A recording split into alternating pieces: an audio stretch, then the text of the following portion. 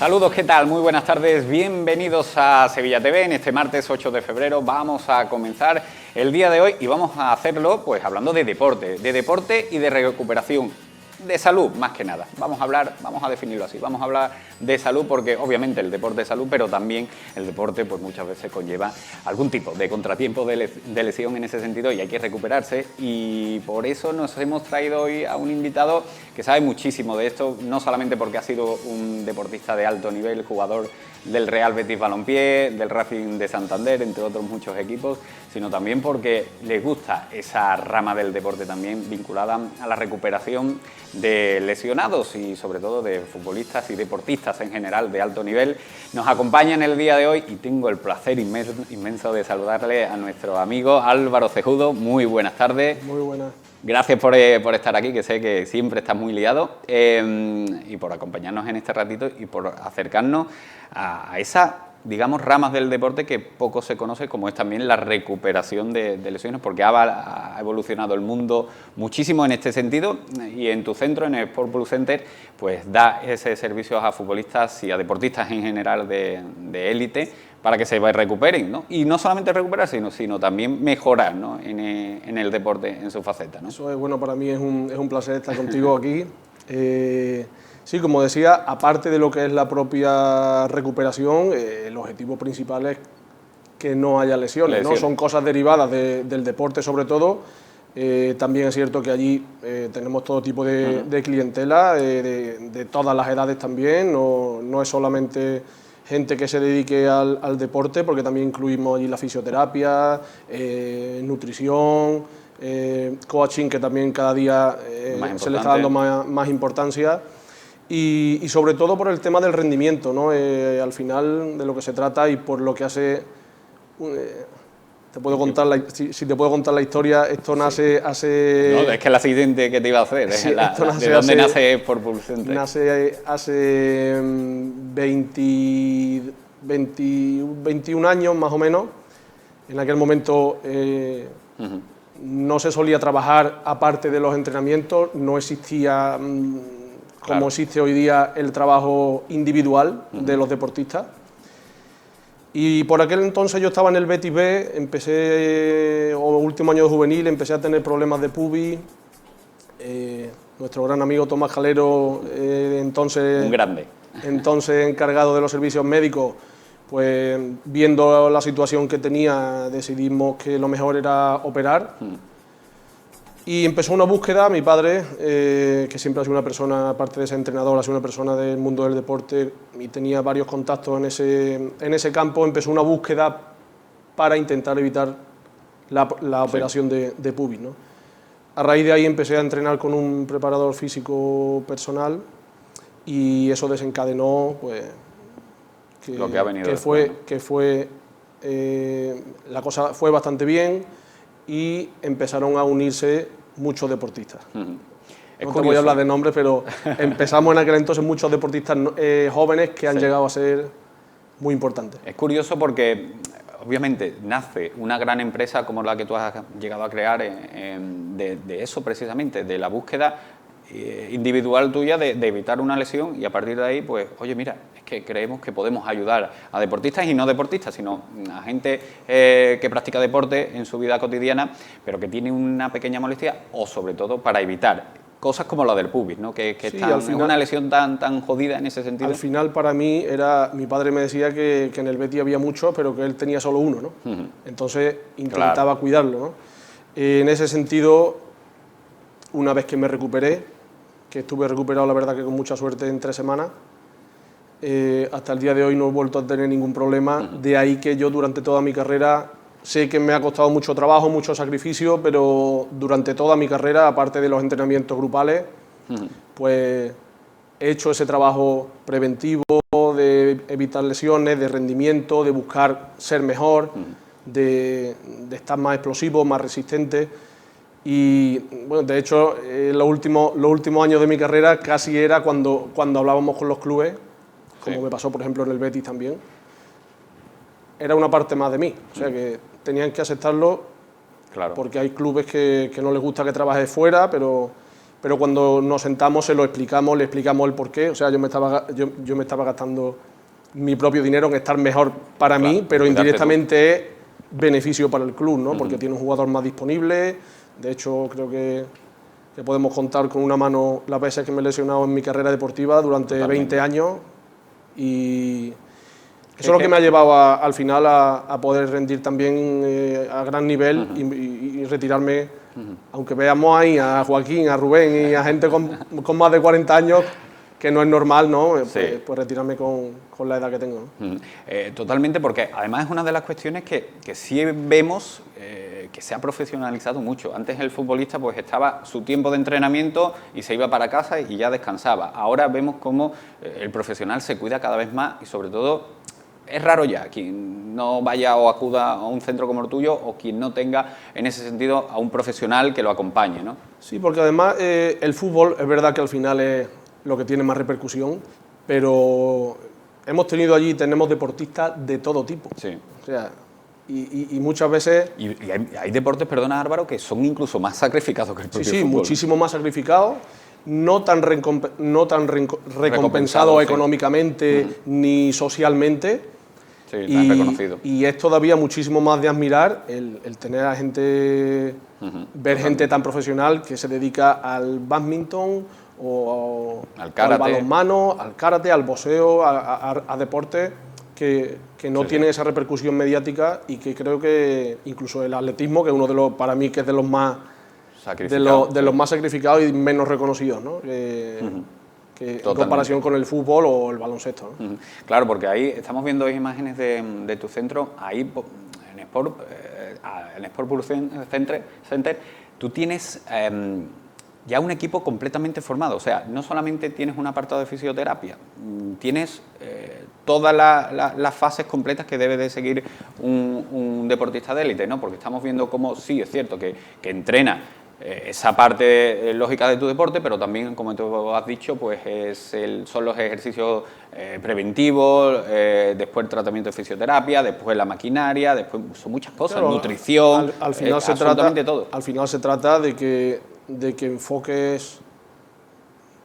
Nos estamos centrando sobre todo en los deportistas, pero aunque no seas deportista, se trata de que si llegas con una lesión y te ve el fisio, no te quite el dolor y te vayas a casa, sino... porque igual ahí no está el problema. Tienes que atacar la raíz, ¿no? La raíz pues no es muchas veces cosa de una actuación manual con el fisio, sino que necesita un tiempo de tratamiento, claro. Porque bueno, puede venir por problemas, puedes tener un problema en el cuello que te viene de un dedo del pie.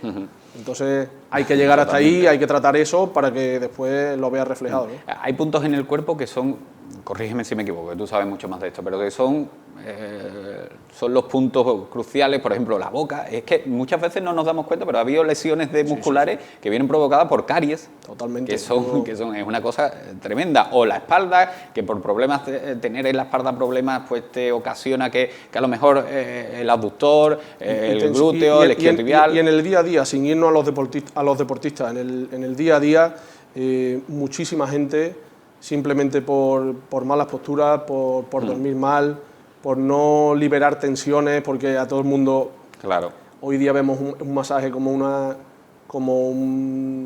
pérdida de tiempo, si no me lo hago no pasa nada, y muchísimas veces es importante porque necesitamos... sé que es difícil, porque la gente además hoy cada vez hay menos tiempo para dedicarse a uno.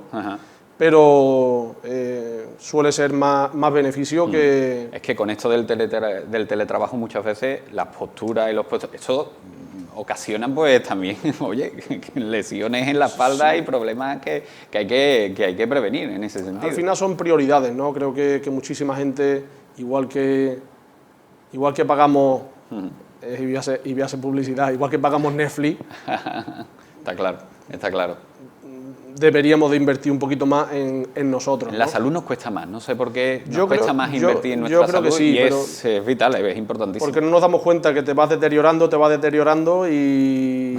Totalmente. Y no lo de la edad, y te lo dice un cuarentón recién cumplido, lo de la edad muchas veces no nos damos cuenta que seguimos teniendo 15 años y esto va evolucionando y el codo, la rodilla, pasa muchísima factura al final. Yo de hecho ahora que me retiré hace 6 meses, los 3 primeros meses me costaba entrenar, psicológicamente de hecho no quería, claro. Y ya llegó un punto que te obligas, ¿no? Que te obligas, te tienes que obligar, si no ya es por bienestar, ¿no? O sea, por bienestar mental, no por físico. Pero que obviamente, a ver, es que estamos hablando de que son muchísimos entrenamientos, levantarte todos los días, cuidarte muchísimo, alimentación, que un deportista de élite no solamente es lo que vemos en la tele de un entrenamiento y es un partido, sino son muchas horas el descanso también. Qué importante es el descanso.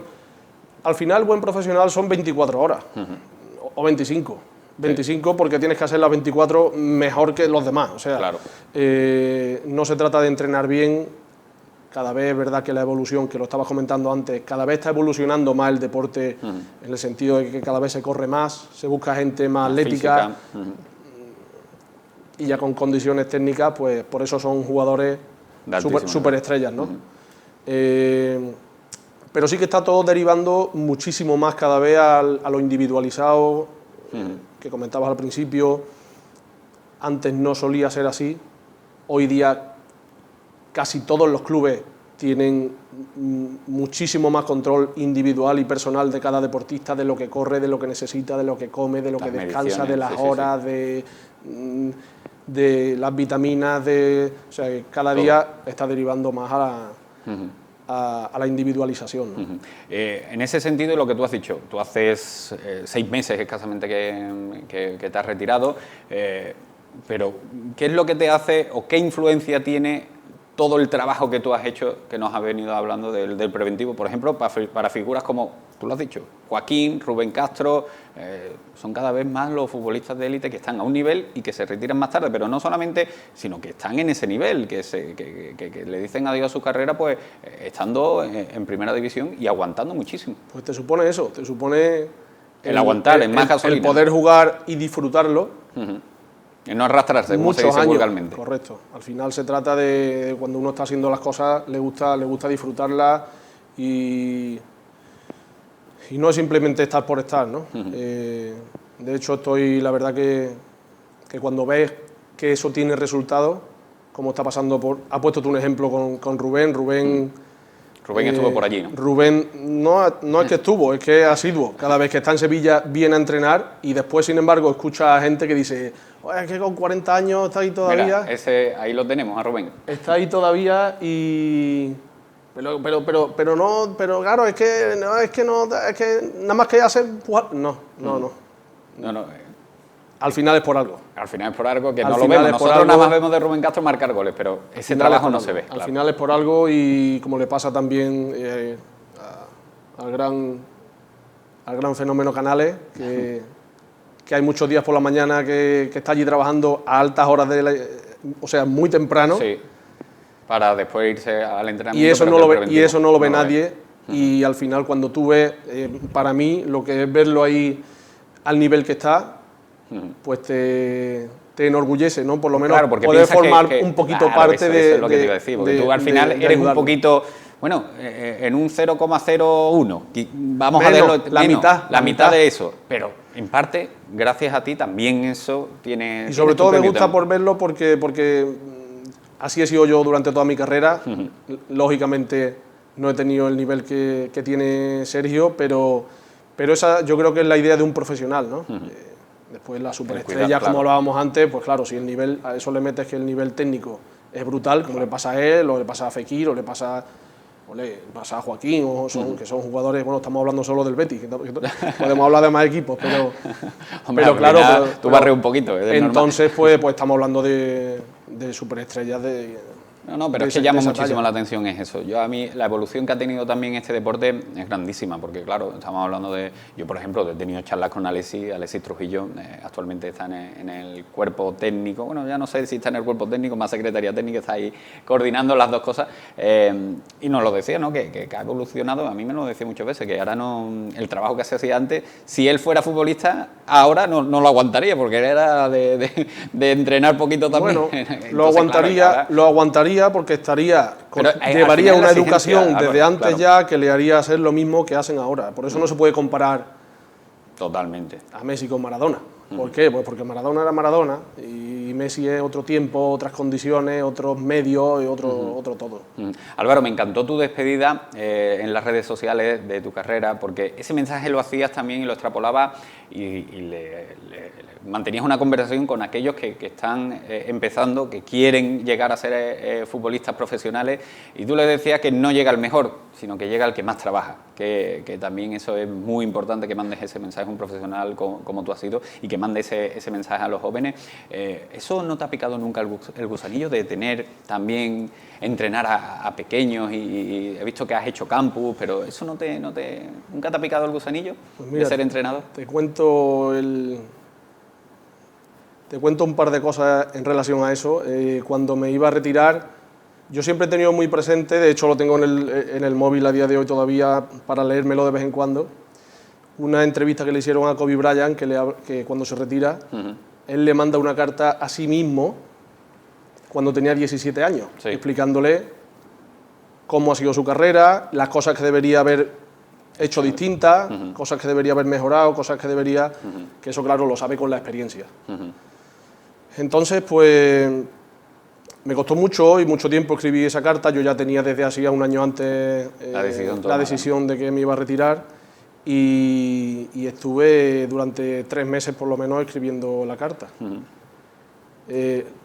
Fui modificándola poco a poco, pero con una idea bastante clara, ¿no? Que era la de transmitirle a los niños que, bueno, yo estoy ahora mismo, por ejemplo, en la dirección deportiva de un club y que tenemos 300 niños, y yo veo a esos niños hoy día y ellos van a jugar al fútbol porque quieren divertirse. Claro.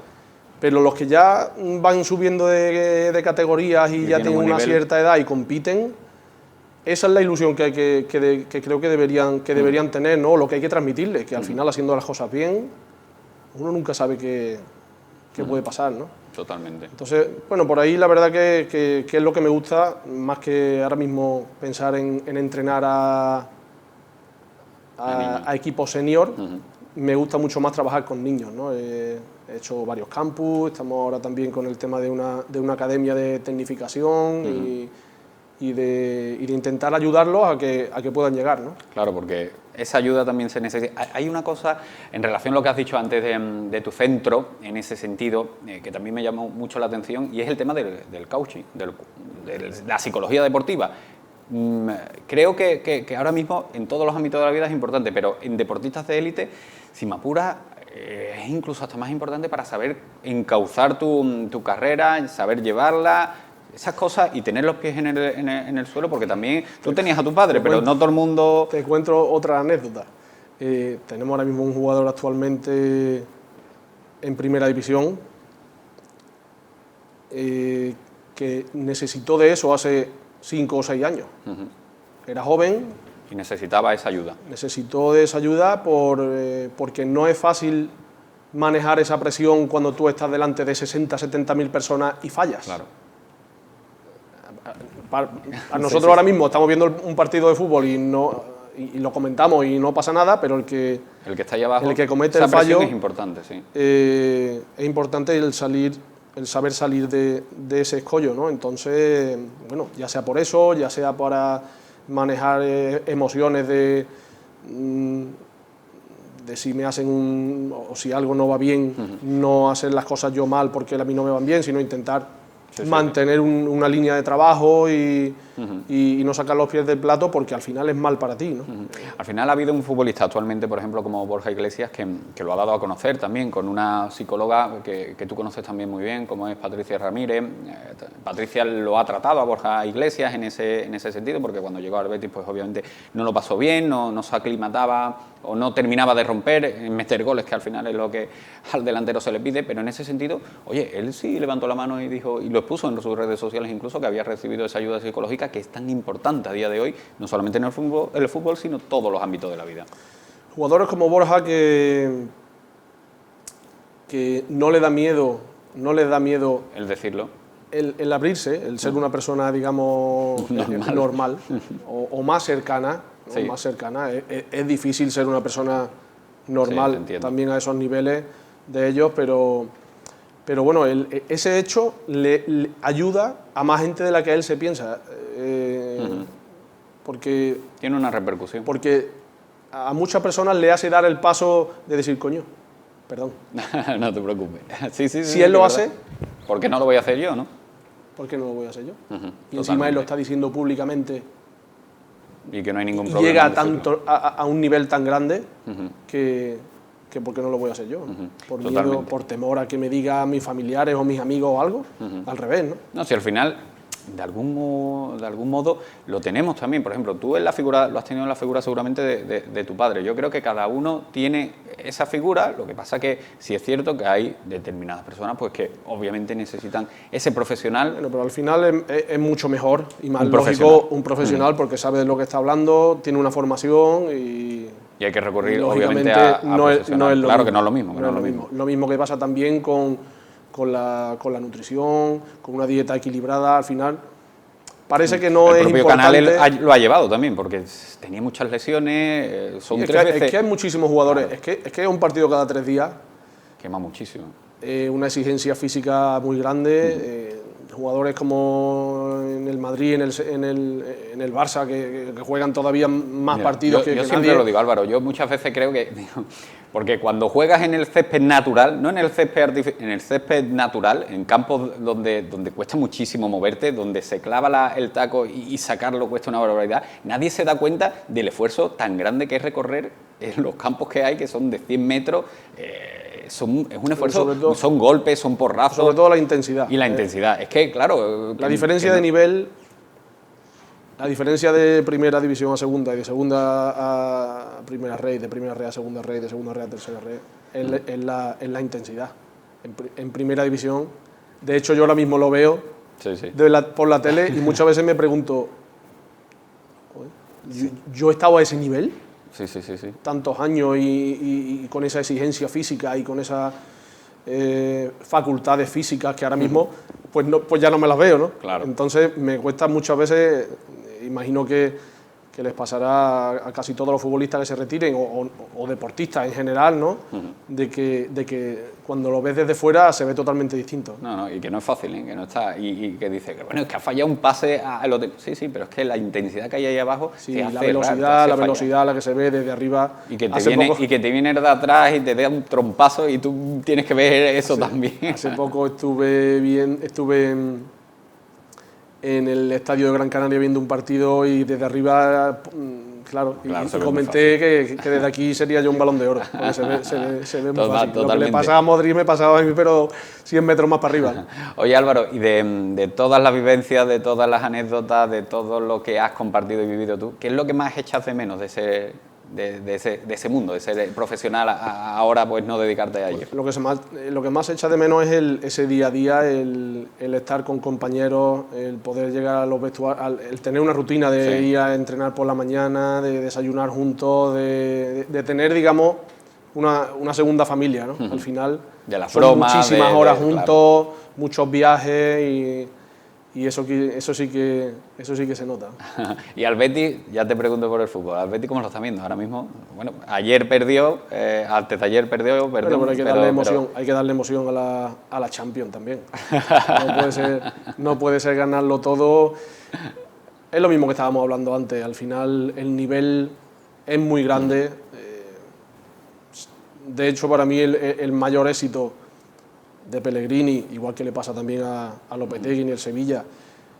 Para mí el éxito es que pierden un partido, pierden 2 partidos y son los primeros en intentar que se mantenga la calma, no ya solo en el equipo, sino alrededor, en la masa social, en el club como entidad, y eso es lo que le hace al final, teniendo una buena línea de trabajo, le está haciendo mantenerse ahí, ¿no?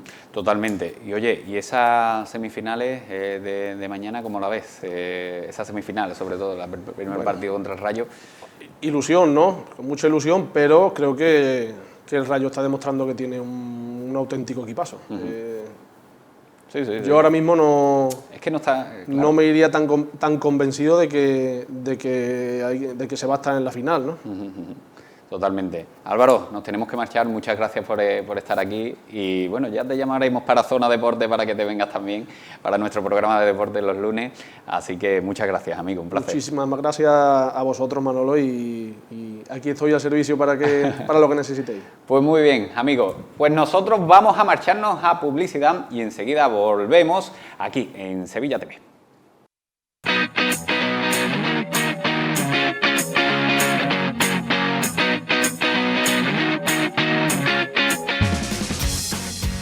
Ya estamos de vuelta, hemos hablado anteriormente de salud, de deporte, ahora tenemos que hablar de literatura, de libros que tanto nos encanta y nos gusta y sobre todo de un género que vuelve a estar de moda y si no está de moda lo deberíamos de poner otra vez porque muy buenas tardes, profesor Luis García Jambrina, profesor titular de la Universidad de Salamanca de literatura, gracias por estar aquí, que digo que encantado, si no está de moda el género histórico, que creo que sí está de moda, lo deberíamos de poner otra vez en todo lo alto, ¿no? Lleva de moda, yo creo, varias décadas, compitiendo con eso que llaman la novela negra, pero a veces la novela negra y la histórica se mezclan y eso sí que están de actualidad y de moda. Y tenemos que hablar de este libro que nos viene a presentar nuestro querido profesor, El manuscrito de Niebla, un libro que es la 6ª entrega, si no me equivoco, de unos manuscritos que empezaron hace mucho tiempo y no sé, ya con su 6ª entrega, si usted creía, o tú creías, perdona que te tutee, si tú creías que ibas a llegar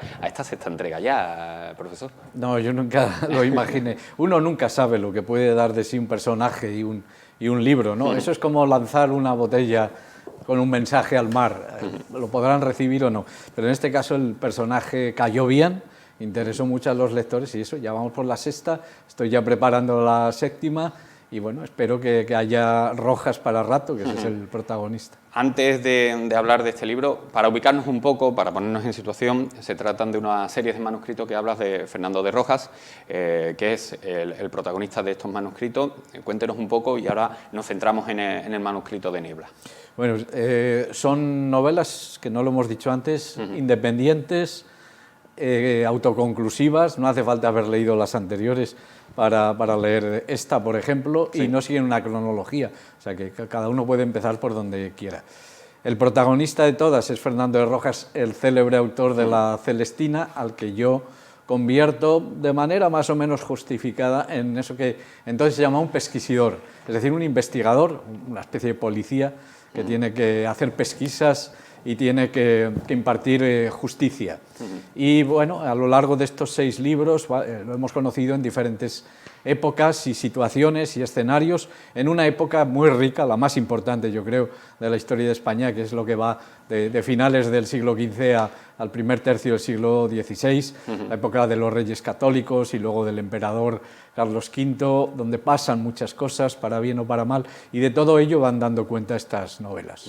Totalmente, concretamente eso, ha dicho usted dónde está ambientada. Ha pasado muchísimas cosas en esa época, como usted dice, buenas o malas.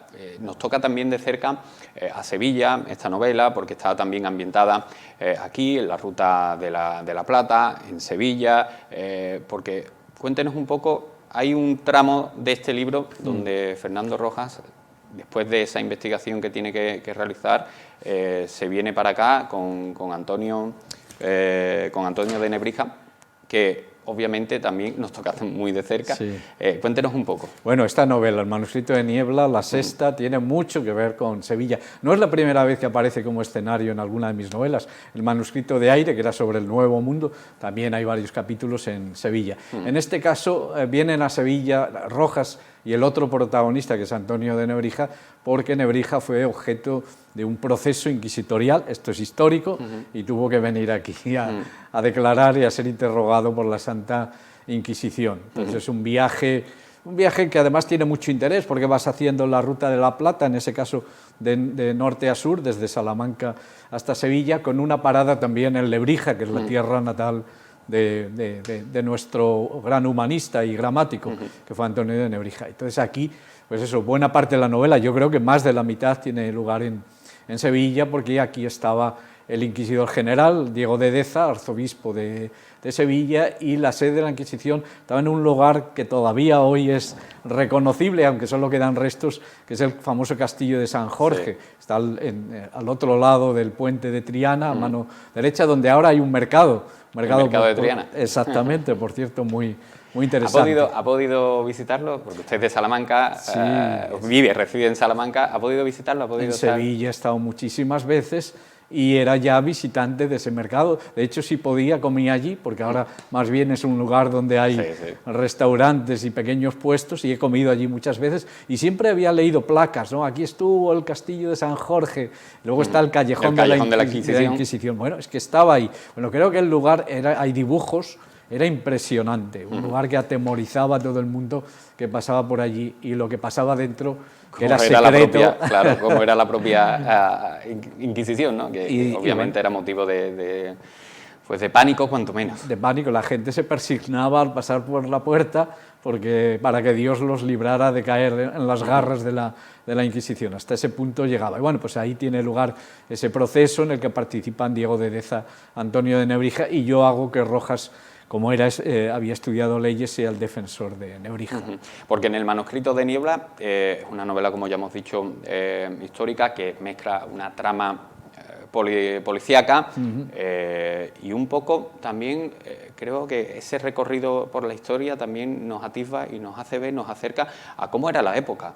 Una época, la verdad es que incluso, si me permite, un poco convulsa en determinados aspectos. Muy convulsa, es que es una época de agitación, estamos saliendo de la Edad Media y entrando en la era moderna. Además con un arma arrojadiza, por llamarla de alguna manera, como es el nacimiento de la imprenta, donde ya de por sí, de primeras, había detractores, había gente que la veía, pues, obviamente como un instrumento a utilizar de forma positiva, pero que cuanto menos, pues esa guerra sí que la había. Sí, también una guerra cultural muy importante, porque la imprenta es uno de los grandes inventos de la historia de la humanidad, lo va a cambiar todo, va a democratizar el conocimiento, la cultura, y hay que decir una cosa, y es que Nebrija está muy ligado al nacimiento y desarrollo de la imprenta. Nacen al mismo tiempo y se desarrollan a la par. De hecho, Nebrija es uno de los primeros que publican en Salamanca, que enseguida se convierte en un gran foco editorial.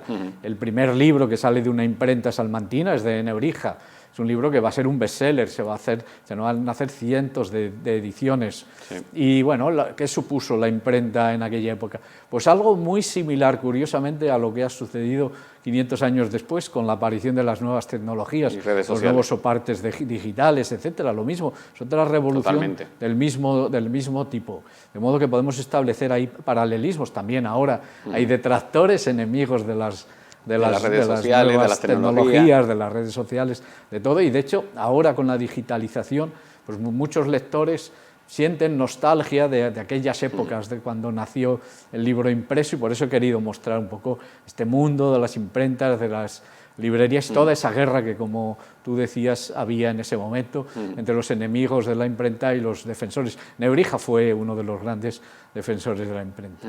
¿Qué relación tienen los dos protagonistas, digamos, tanto Nebrija como Fernando? ¿Dónde se llegan a conocer? ¿Por qué le encarga pues la investigación de ese crimen que se produce dentro de sus páginas y qué es sobre todo eso, la relación que tienen, por qué se conocen y por qué llegan a compartir tanto. Son de generaciones muy diferentes, pero coincidieron en Salamanca, en la Universidad de Salamanca, cuando Nebrija era profesor, era catedrático de gramática allí, y Rojas pues acababa de llegar muy jovencito para estudiar los primeros años de la universidad, en las escuelas menores. Ahí es donde se conocieron. No tenemos documentación sobre eso, pero seguro que enseguida Nebrija se convirtió en el maestro de Rojas, y para Rojas Nebrija tuvo que ser muy importante. Eso se ve en La Celestina, la gran formación clásica que tenía Rojas. Lo que yo hago es que años después vuelvan a encontrarse y Nebrija pues le encargue la investigación, las pesquisas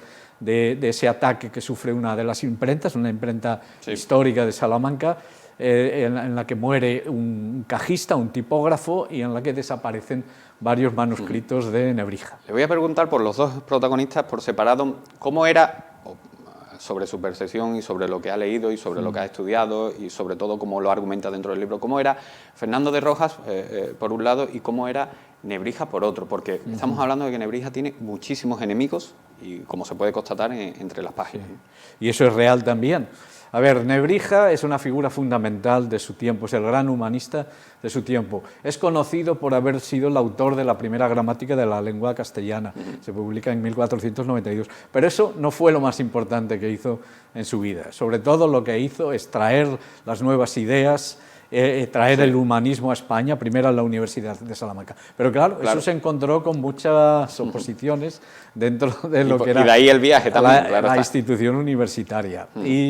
Y entonces yo lo que he querido es mostrar la figura histórica de Nebrija, pero también el Nebrija más humano. He querido mostrarlo en su vida cotidiana con la familia. Tuvo 9 hijos, tuvo que alimentar 9 bocas, y eso va a condicionar mucho su vida. También lo vemos en la vida cotidiana, en la novela se habla mucho de cómo se viajaba, de qué se comía, de cómo eran los diferentes lugares. También he mostrado lo que podíamos llamar pues, las debilidades o los puntos oscuros de Nebrija, que era muy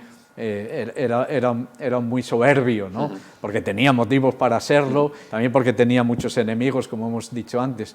Y luego en el caso de Rojas, pues es un caso diferente, porque de Rojas, a pesar de que tiene más importancia desde el punto de vista literario, no conocemos nada de él, no hay una biografía de Fernando de Rojas. Eso para un escritor está muy bien porque tú le puedes inventar una vida, eso sí, pues que sea coherente con lo que sí sabemos de este personaje. Este personaje tuvo que ser muy importante porque escribió una de las grandes obras de la historia de la literatura española, además una obra con mucha garra, con mucha fuerza, ¿no? Ahora que comenta sobre todo eso, la autoría de La Celestina, no entiendo, usted ha estudiado muchísimo más al protagonista, pero no entiendo porque, a ver, empiezas a bichar un poco, a leer, y no se comprende por qué juega al escondite un poco con esa autoría de la Celestina, ¿no? Porque, bueno, no lo deja de dejar claro que es suya propia, no sé si por miedos también a tener un proceso por parte de la Inquisición, no sé si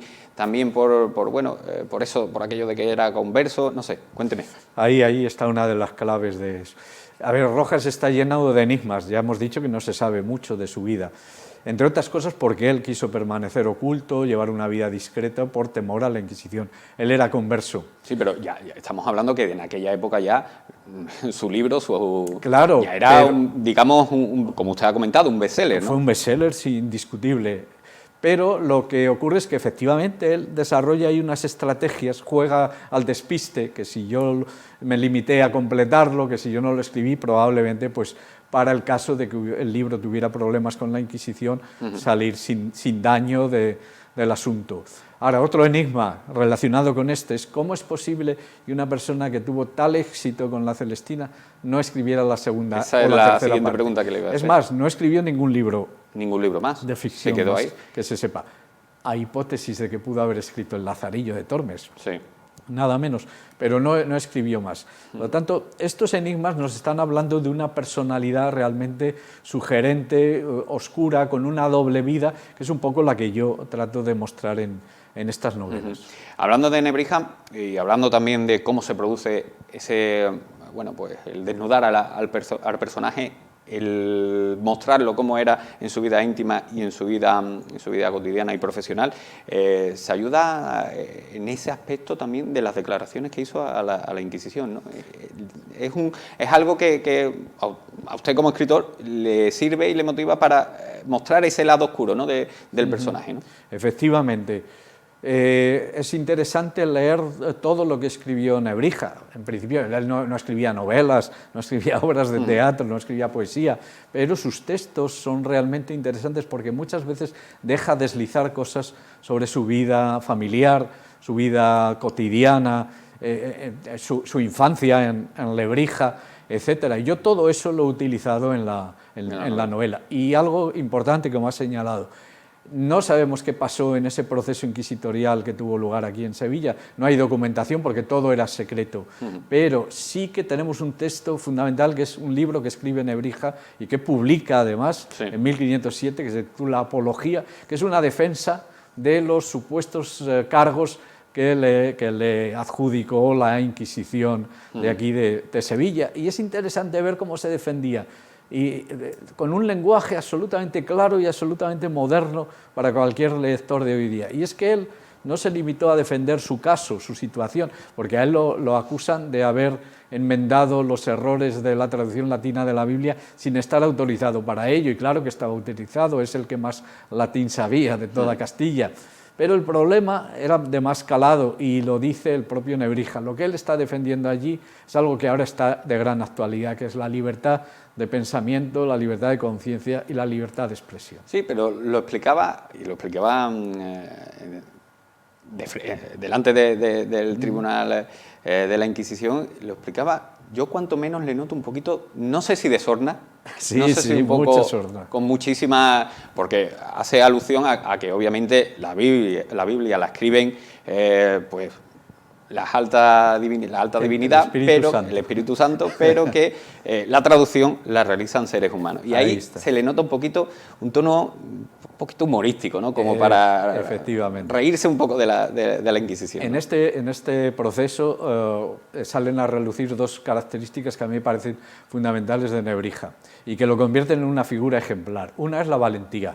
Hay que tener mucho valor para hacer lo que hizo y para defenderse como se defendió. Y segundo, hay que tener mucho sentido del humor, mucha ironía, mucha sorna, ¿no? Y todos los argumentos, las anécdotas que contaba, todo lo hace con mucha gracia, con mucha sorna, como has dicho, con mucha guasa, con mucha ironía. Él manejaba todos los resortes del humor, ¿no?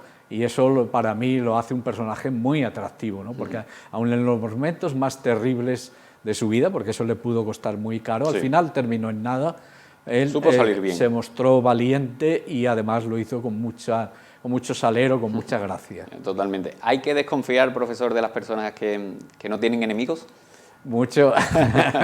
Una frase que repite mucho. Por eso te la pregunto, porque sale repetida en el libro. En realidad él está citando a Cicerón, ¿no? Que decía eso, y es una gran verdad, ¿no?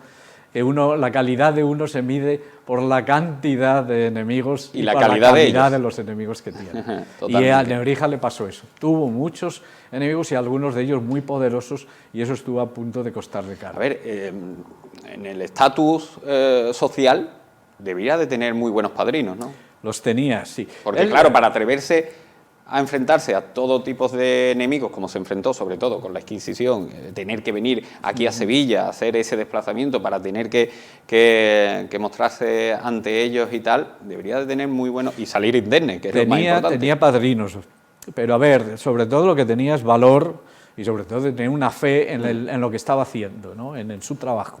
Él creía en la gramática, que para él la lengua, las palabras, era lo más importante del mundo, más diría yo que la propia religión, era su religión. Pero claro, efectivamente, él tuvo varios mecenas, uno de ellos el arzobispo de Sevilla, anterior a Diego de Deza, luego tuvo a Juan de Zúñiga, que llegó a ser también arzobispo de Sevilla, lo que por poco tiempo. Y también el rey Fernando el Católico también lo tenía en buena estima, y sobre todo el cardenal Cisneros. Pero claro, ninguno de estos grandes personajes se va se va a jugar nada por ayudar a Nebrija. Lo apoyaban cuando interesaba y cuando no interesaba, pues no lo apoyaban. Nebrija tuvo suerte al final. Pero bueno, también supo jugar sus bazas. Sí. También te la da la valentía, ¿no? El tener esa pizquita de suerte también. Exactamente. Le acompañan a los valientes. El mundo es de los osados. Sí. Totalmente. Profesor Luis, cuando se enfrenta al folio en blanco para escribir esta sexta entrega, esta sexta novela, ¿cómo se toma la determinación de, obviamente tienes personajes que son reales, que los conocemos todos, pero también se le meten otros personajes o se amoldan los personajes a lo que se necesita y se reclama de la novela? ¿Eso cómo se hace? Porque, claro, tienes la dificultad, porque vamos a hablar una cosa clara, que es que cuando hablamos de historia, entramos ya en un terreno cuanto menos pantanoso, donde se mezclan muchas cosas, donde se mezcla la controversia, donde se mezcla también alguna que otra, caemos en el error o se cae en el error de cometer, pues de decir cosas que no han sucedido tal cual, en fin, ese tipo de juego también se da. Sí, a ver, pero lo primero, yo soy novelista, no soy historiador. Por lo tanto, yo tengo licencias que un historiador no debería tener. Las tienen, pero no deberían. Sí. Ahora bien, aunque tengo licencia para inventar, no para matar, esa licencia hay que saber administrar. Por eso se la pregunto. Claro. Primero, lo que inventas siempre tiene que basarse en documentación y siempre tienes que ser coherente con aquello que se sabe a ciencia cierta. Sí. Al final, lo que uno busca como novelista es lo que llamaba Cervantes la verosimilitud. Que el resultado sea verosímil, que el lector no note dónde acaba la realidad y dónde empieza la invención. Ese es el gran secreto, ¿Cómo se hace eso? Pues yo no sabría explicarlo cómo se hace, ¿no? Pero efectivamente, con los personajes, en mi novela hay personajes históricos y personajes inventados. ¿Por qué me invento personajes? Porque por necesidades narrativas, porque necesito aquí determinado personaje. ¿Pero me lo invento totalmente? No, porque me baso en otro tipo de personajes con los que me he encontrado y trato de hacer un personaje verosímil para esa época, para ese momento. Sobre todo también, bueno, hay muchos escritos en cuanto a Sevilla, hay muchísimas historias, porque además, a ver, yo esto odio decirlo porque soy sevillano y todo lo que altere a mi ciudad pues me afecta un poquito, pero sí que es verdad que había los pícaros, había delincuencia, como una gran ciudad que era en aquella época. Estamos hablando de que Sevilla en esa época, no sé, pero podría ser Nueva York ahora, por equivaler, sin exagerar, que valga la equivalencia, ¿no? Nada. Por eso había pícaros, por eso había mendigos, por eso había delincuentes, porque por aquí pasaba todo el comercio de las Indias. ¿Cómo no iba a haber? No lo dibujamos, no lo pintamos muy bien Sevilla, pero es que era la época, era lo que existía, claro, era lo que había, ¿no? ¿A dónde va la gente? Pues donde puede, sobre todo la gente que se llamaba de mal vivir, pues donde hay dinero, donde corre el dinero.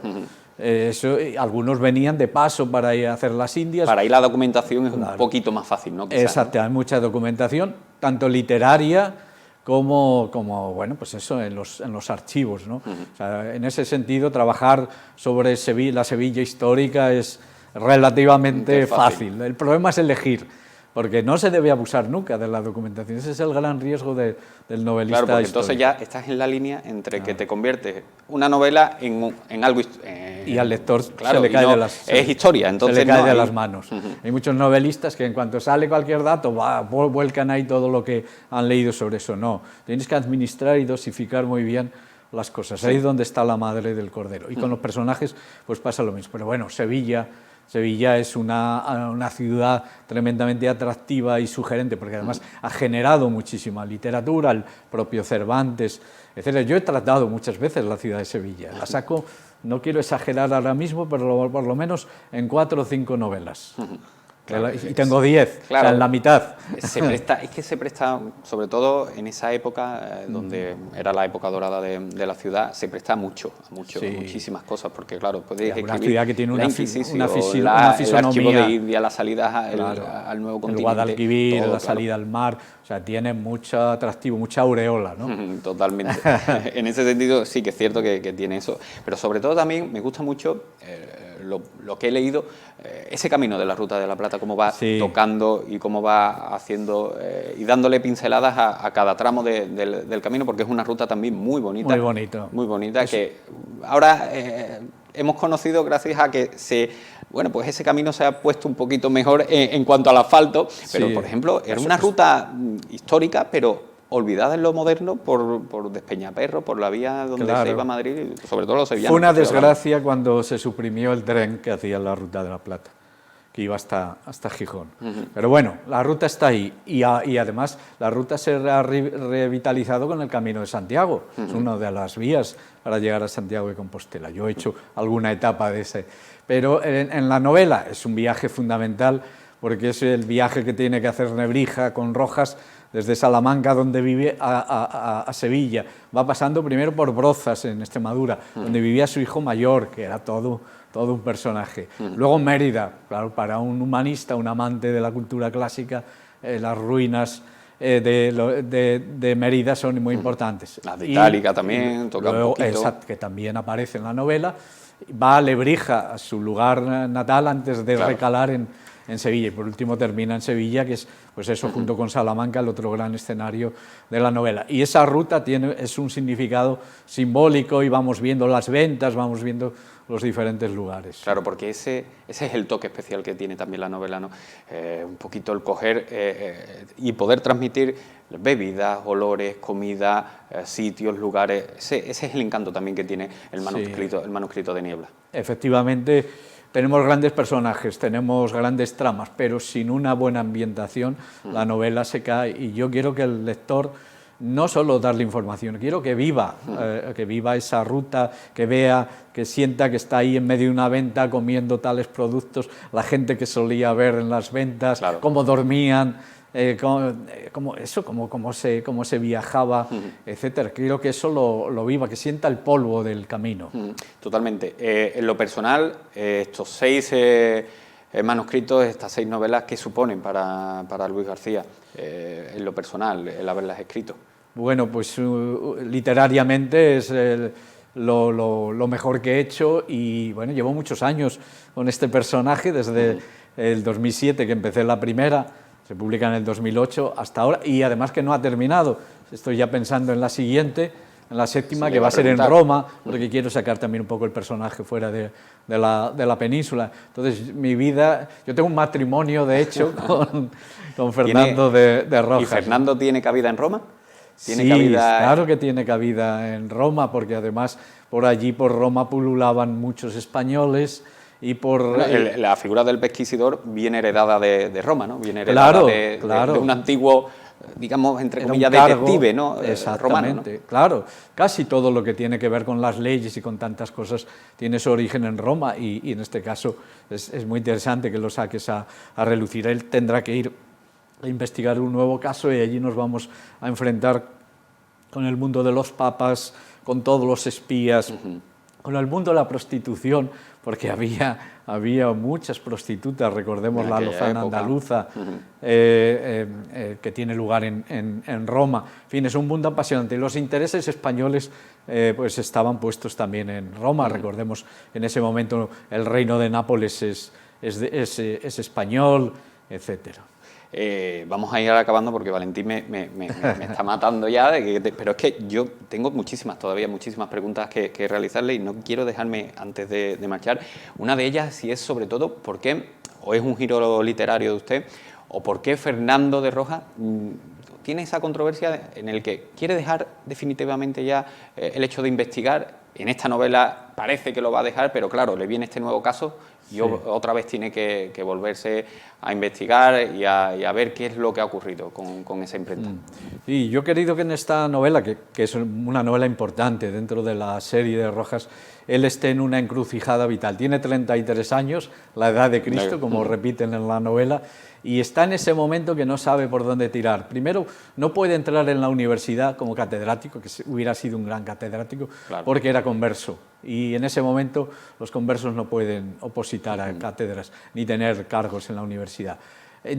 Quiere dejar de ser pesquisidor, porque eso significa trabajar para el rey, para los intereses de la corte, y eso a él no le gusta y le interesa. Y luego los personajes que se mueven a su alrededor quieren que siente la cabeza, que se case, y él tampoco está preparado. Qué curiosa contraposición entre Antonio Nebrija, la valentía, y un poquito menos valiente, digámoslo así, de Fernando. Sí, la contraposición es también de los personajes. Es deliberado, porque yo En este caso, que es un pesquisidor, no he querido hacer ese detective valiente y arrojado, no.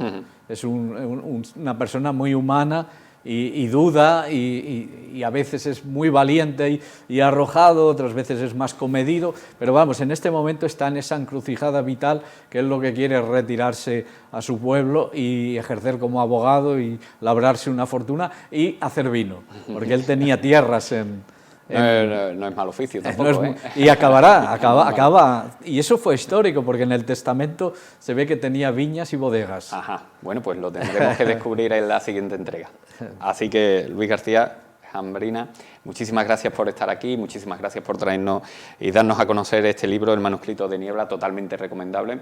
Y bueno, no le pregunto qué es un éxito porque ya sé que es un éxito, que está teniendo una gran acogida. Así Ojalá sea así, sobre todo aquí, que lo acojan aquí en Sevilla. Muchísimas gracias por estar aquí y bueno, para la 7ª entrega ya sabe que en PTV, en Sevilla TV, tiene su casa para poder darla a conocer. Será un placer, como en esta ocasión. Muchas gracias. Muchas gracias a usted. Nosotros nos tenemos que marchar, nos marchamos con este libro tan recomendable, El manuscrito de Niebla, de nuestro profesor Luis García Jambrina. Así que les recomendamos que vayan a la tienda y que lo compren porque seguramente van a pasar un grandísimo rato. Nosotros nos marchamos, les deseamos una feliz tarde y mañana más aquí. Tenemos más aquí de Sevilla TV. Así que un saludo, hasta luego.